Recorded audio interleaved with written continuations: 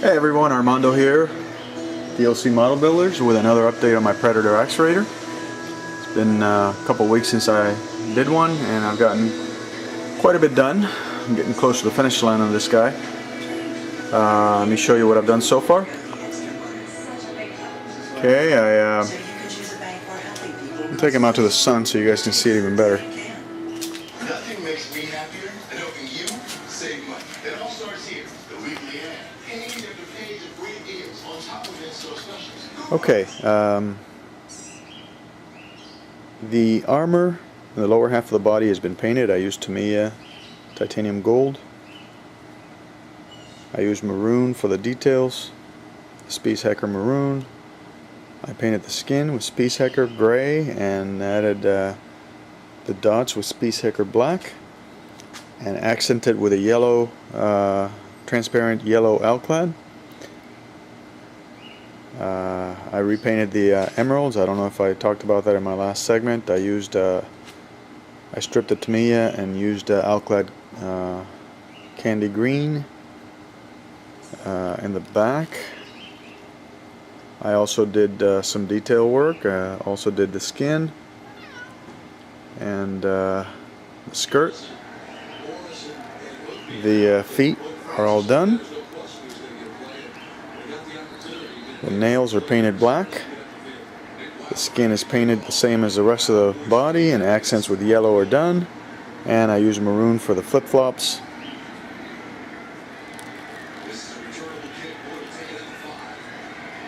And I'm working on the axe now. The axe, I've painted the metallic part with the alclad stainless steel, which is a high gloss shine. I was going to do bone with this. I've done it before, but I went ahead and stripped it and just went ahead and did the whole thing with alclad. I'll add accents in some color afterwards. This ring of little jewels, I used alclad electric blue, and I'm continuing with this. I'll use some more alclad electric blue candy. Sorry, and I'll continue to use some more of those alclads on these accents. The shaft I'll probably do in alclad copper, and I'll do some more accents over here. So basically, as far as painting is concerned, oh, I also did the rear straps with the maroon. As far as painting is concerned, I'm pretty much done. I haven't quite decided how I'm going to gloss the armor itself. I think I might do high gloss on the helmet and shoulder pads and thigh pads and such, but I may do some of them and others not. I don't know yet. Whatever strikes me is looking better. As far as the base, I'm going to use the Baryonyx DeviantArt base as a guide. I cut out 2 rectangles of clear acrylic, and I have them on top of each other. I'm going to glue them together, probably using epoxy to make sure that they don't go anywhere. And then I think I'll use the alclad copper to paint them, and then feather in black black patterns on them to try and marbleize it, and then give it a high gloss shine. I'll definitely have to use pins for the support of the figure, because this thing is just not balanced right. It falls backward if you leave it alone. I'll probably drill pins in the ankles, rods, and also in the base, and then fit them in there, probably with epoxy, and then glue the soles of the feet to the base. It should work out rather nicely once it's glued, and I think it's going to look pretty nice with that base. I have to do some detail work also on the figure itself, some pin washing of lines and details and such, and the skull is going to need a little pin washing and to bring out some of the details, and then maybe some bloody detailing to show that it's recently been acquired, as it were.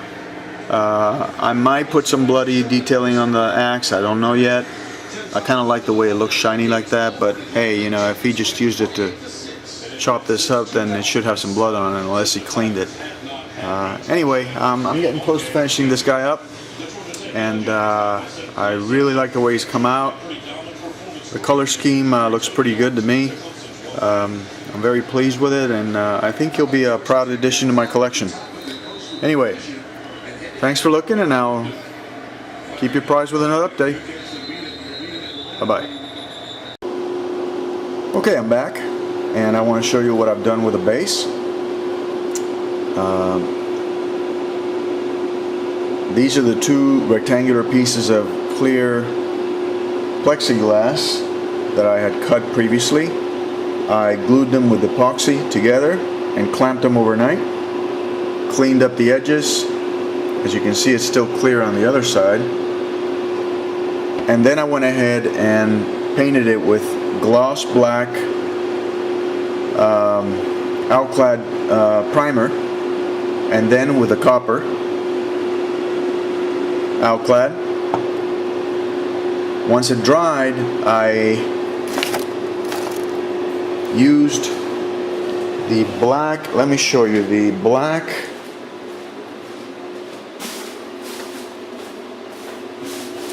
where is it?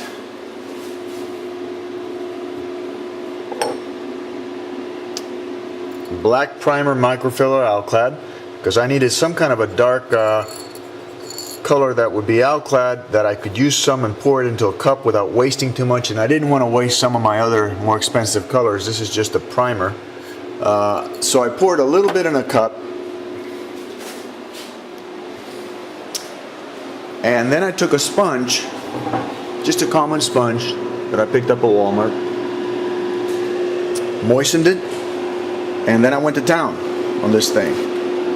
I just did a sponging technique and just dabbed all over the place and spread and dabbed and spread, and this is the pattern I got.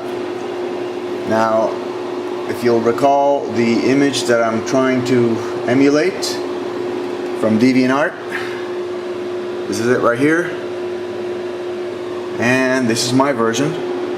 I think it's pretty close. I'm very happy with it. To finish it off and give it a little bit more of a yellow tinge, I also poured a little bit of the transparent yellow Alclad, or not transparent yellow, but the candy golden yellow enamel, into another cup, and again, using the sponge, I dabbed some along the areas, giving it a more yellowish appearance. So then I took little cylinders of paper and stuffed them inside holes that I drilled in his heels with my Dremel, and I touched them with some common paint so the tips would be wet, and then I took the figure and I lightly posted on here so that the little cylinders of paper would stain exactly where I wanted my pins to go. Having done that, I drilled holes through there. I expanded the holes at the bottom by making them wider with my Dremel grinding tool, and I screwed these machine screws in there. They are tight in there. I've already fitted the figure on, and it fits beautifully and very firm, will not tip over. I need to deepen the holes on him a little bit because he's standing about 1 or 2 millimeters above the surface. So I'll adjust that. I'll drill the holes a little bit deeper so that he stands flush on and very secure, and that'll be perfect. Now, what I plan to do with this base is I'm not going to remove these screws because they're so nicely in there now. I don't want to mess with them, so I'll just mask them with some tape, and then I'm going to clear coat the whole base with a Nason to make it nice and shiny. And then on him, I'll finish the paint, the axe. I need to finish it. I need to re-strengthen it. I lightly tapped it once again. This thing, I don't know how many times I've bumped it against things. It's very awkward. Look how I have to lean it against the chain there so it won't bump into anything.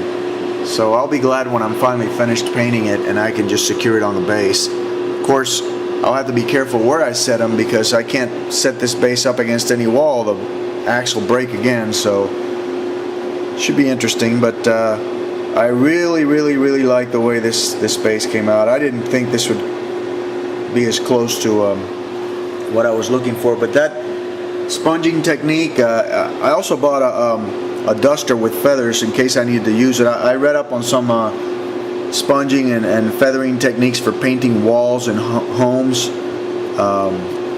and my wife a few years ago painted the inside of our bathroom on the bottom floor with some feathers, and it was similar to this, and I knew that this could be done, but I never thought this would come out this nice. This is really cool. So I highly recommend it if you're looking to create a marble appearance of some kind, or a textured appearance. A common sponge, man, works great. Anyway, I'll get back to you when I gloss this and I've finished painting the sucker, and I'll catch you later. Take care. Just thought I'd give you a quick shot of him standing on the base before I go ahead and clear coat the base. As you can see, he's nice and firm. I haven't even glued him on. Those two screws work like a charm. He's very firm. He's not going anywhere. Once I'm ready to glue him, I think I'll use epoxy down there to make it really permanent. But I think it looks cool. Really cool. Okay. Hey guys, I'm back with another update on the Predator Axerator. Been doing some more work on the axe, and I also mounted him on the base. As you can see, the base has been clear coated, and you can see a nice reflection off of it. I haven't glued him in place yet because I still need to spray him with the final coat, and I won't do that while he's on the base. I'll mask off the base before I do that. I still haven't decided exactly what I'm going to do. I'm probably going to hit him with a satin or semi satin of some kind to make him shiny, but not too shiny. I've been working on the axe, continuing to work. Let me show you what I've done. The blue is Alclad Electric Blue Candy color. The green is actually a prismatic color which changes to gold when you change positions. Let's see if I can show you guys. Looks a lot nicer in person, but you can see some color changes. Let me see if I can.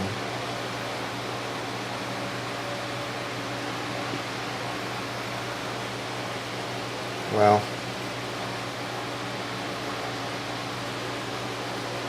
he does it in person. Take it from me. It looks pretty cool. The red is candy apple, candy red, Alclad, with some of the silver coating, as well as some Tamiya chrome. The band is hot metal violet Alclad, and the little bands in the area there are orange candy Alclad. As you can see, I've sort of experimented with a bunch of colors to try and give it a bejeweled look. This shaft over here I have colored with the, here you can see the change. This is also a holomatic prismatic Alclad color. It's called maple, and it changes from red to green as you move it. It's pretty cool, actually, the effect there. You can see it turn into green. I still got this area to go. I got myself some little chains which I'm going to hang here to give it some decorations. I'll do some more coloring of this area. Then after that, the only things that are left are painting the eyes, which I'll probably do black, and pin washing and giving more detail to the lines along the whole kit. Then I will put a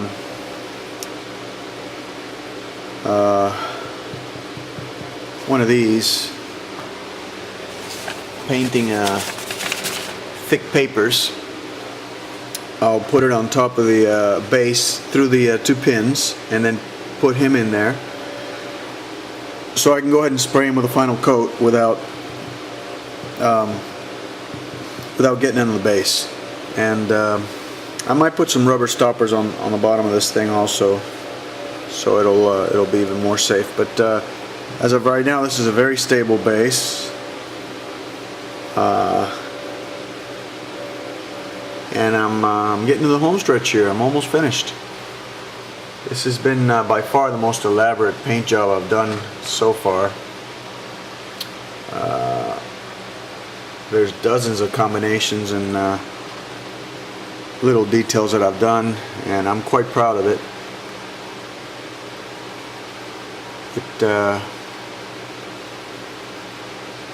I don't know, it may look like crap, but to me it looks great. I'm assuming it doesn't, but oh well. Anyway, talk to you later.